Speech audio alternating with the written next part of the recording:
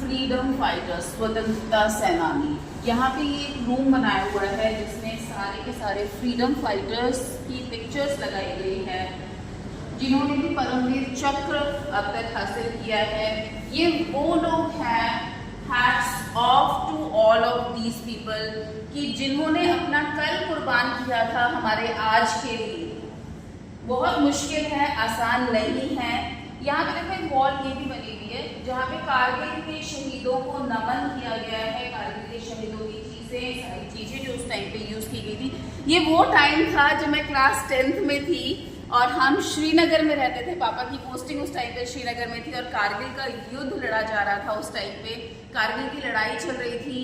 Daily jet fighters इस तरीके से हमारे क्वार्टर्स के ऊपर से फ्लाई करते थे और हमारे घर के शीशों में कितनी बार क्रैक्स भी आ जाते थे। दिल ऐसे धक धक करता था, लेकिन finally we won that fight और हमारी जीत हुई। उसके बाद हमने अमरनाथ यात्रा की थी। तो अब हम आए हैं एक म्यूजियम के अंदर कुरुक्षेत्र में ही, जहाँ पे 1857 यानी 57 की क्रांति के बारे में बताया गया है। और जब हम इस क्रांति के बारे में बात करते हैं तो मंगल भारतीय रानी लक्ष्मीबाई और हरियाणा के बारे में हम कैसे भूल सकते हैं। यहाँ से आप देखते हैं राव गोपाल देव, यादव कोचल, ये सारे के सारे हरियाणा के शूरवीरों की सारी फोटोज लगी हुई है। नाना साहेब, काफिया टोपे, बेगम हजरत महल। कौन कौन है जो जानता है बेगम हजरत महल के बारे में? बेगम हजरत महल भी झांसी की रानी जैसे एक बहुत ही ब्रेव लेडी उस टाइम की थी, जिन्होंने अंग्रेजों को लखनऊ से दूर रखने के लिए बहुत एक्सट्रीम स्टेप उन्होंने उठाया था। आगे चलते हैं, कैसे ईस्ट इंडिया कंपनी हमारी इंडिया के अंदर आई और कैसे उन्होंने राज की। ये सब चीजें इतनी अच्छी तरीके से फिगर्स के अंदर दिखाई दी है। ये यहाँ से हम देखना शुरू करते हैं। देखो कैसे ये हमारी ही धरती के ऊपर आके, मतलब आज भी ये सब चीजें देखते हैं ना तो खून खौल उठता है। कैसे हमारी धरती पे आके हमारे ही लोगों को अपने पैरों में झुका रखा था। और मतलब हैट्स ऑफ उस टाइम के हमारे इंडियंस को, हमारे सोल्जर्स को, हमारे सैनिकों को, जिन्होंने हमें आजादी दिलाई, नहीं तो हमारी हालत आज बद से बदतर हो जाती। ये सब दिखा रखा है यहाँ पे। अंग्रेजों ने किस तरीके से भारतीय राजाओं के साथ संधि की और कैसे अपने ही लोग दूसरों के सामने झुके हुए हैं, है ना। आपस में फूट डाली इन्होंने और ये सब हमारी जमीन के ऊपर उन्होंने हमसे काम कराया और हमारे को ही उनके सामने झुकाया।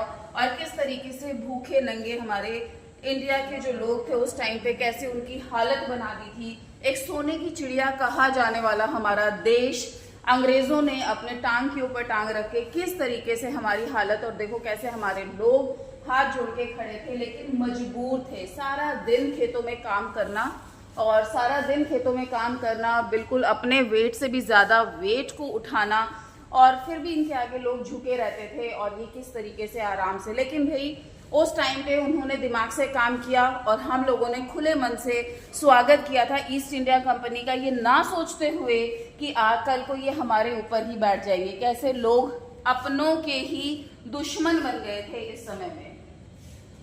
बहुत दुख होता है ये सब चीजें देख के, लेकिन उस टाइम के हमारे सैनिकों ने बहुत कुर्बानियां दी। ये देखो ये एक सीन दिखाया गया है इसमें। यहाँ पे ये याद होगा आपको 1857 की जो क्रांति जो सबसे पहले भड़की थी वो इन कारतूसों की वजह से भड़की थी। इन कारतूसों के अंदर जो ग्रीस लगा हुआ था वो गाय और सुअर के मांस से कुछ इस तरीके से लगा हुआ था। और जिसमें और जो सैनिक थे इंडिया, उसमें ईस्ट इंडिया कंपनी के अंदर जो भी सैनिक हुआ करते थे उसमें मुसलमान और हिंदू दोनों ही थे। और दोनों के ही धार्मिक, अगर रिलीजियस पॉइंट ऑफ व्यू से अगर हम देखें तो दोनों ही इस चीज के अपोज करते थे, लेकिन फिर भी जबरदस्ती उनसे कारतूस छिलवाए गए और उनको यूज करने के लिए बोला गया, तब ही क्रांति की शुरुआत हुई थी। ये है बहादुर शाह जफर, जिन्होंने भी कोशिश की थी। ये तो मुगलों के आखिरी राजा थे जिन्होंने कोशिश की थी और जंग आजादी के अंदर उन्होंने पार्टिसिपेट किया था।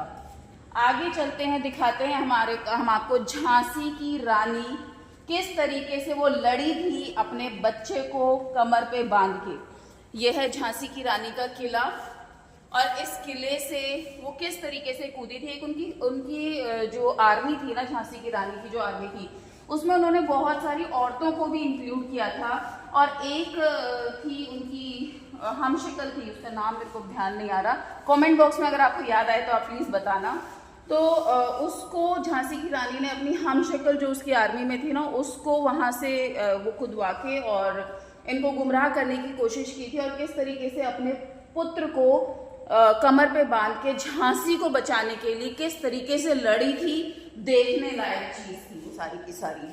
ये बेगम हजरत महल, जिसके बारे में आपको शुरुआत में मैंने बताया था, she was really a brave lady like Jhansi की रानी। लखनऊ की थी, और लखनऊ से अंग्रेजों को दूर रखने में उन्होंने नाना साहेब की बहुत मदद की थी।